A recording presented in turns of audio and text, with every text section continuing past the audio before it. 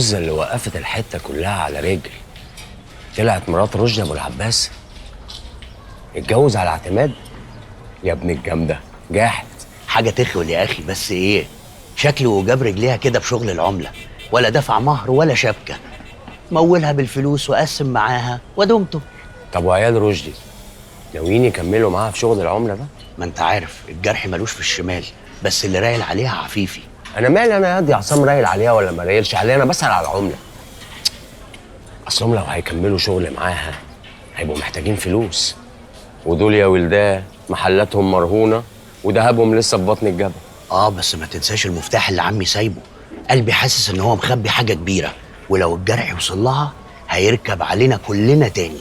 يركبك أنت إنما الجبس لأ. ركز في كلامك هزعلك. طب هما ومحتاسين في حوار المفتاح ده، انما رشدي لو مخبي فلوس كان راح السلف من المراغي ليه؟ اللي يخبي مرة زي دي سنتين يخبي أي حاجة، وبعدين شكلهم هيوصلوا لحاجة في موضوع المفتاح ده. ازاي يعني؟ ايه فزوره من غير حل؟ ما تتكلم يا دي عصام على طول. الظاهر ان الواد آسر ابن الجرحي عارف حاجة عن الموضوع، سمعتهم كده وهم بيتكلموا. الواد قال لابوه ان هو عارف المفتاح ده بتاع ايه، بس الجرحي لسه مش عارف يقرره. انت عارف بقى آسر تعبان والتعامل معاه صعب. اسر ده عيل عبيط وهبل، تلاقيه بيقول اي كلام. والصراحه رشدي تبقى دماغه حمضانه لو مستأمن عيل عيان زي ده على سر المفتاح.